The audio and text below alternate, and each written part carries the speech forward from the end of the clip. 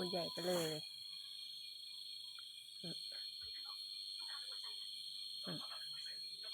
ไหนดูดิ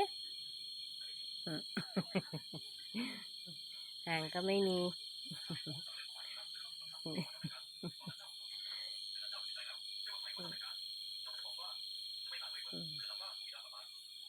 เนี่ยตัวหางไม่มีเนี่ยลายสวยสวยดูเอกลักษณ์ของเขา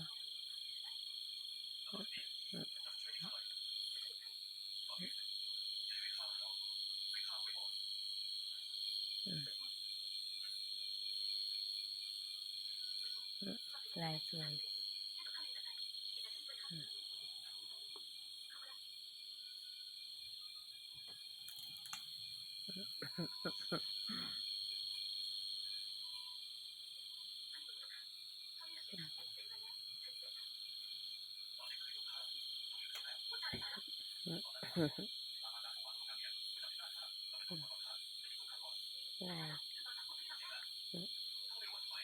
ลายสวย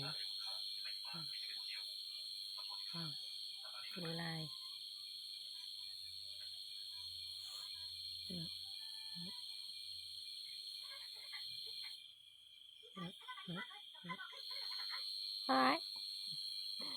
จับไม่ได้เหรอลูก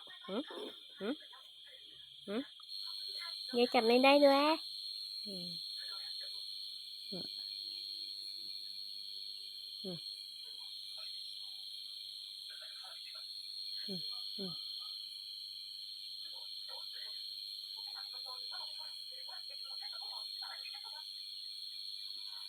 เอกลักษณ์ของเขาใช่ไหม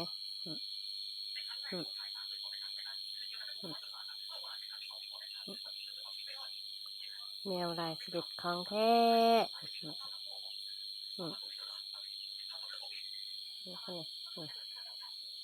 ยิ่งรูปไปยิ่งชัดเ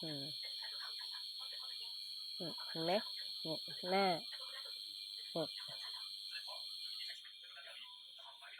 ดูคอลายสวย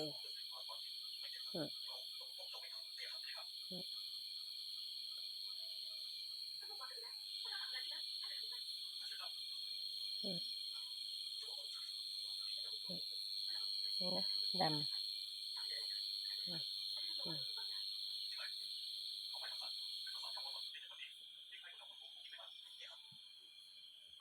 เอกลักษณ์ของแมวลายสลิดของแท้ใช่ไหมลูก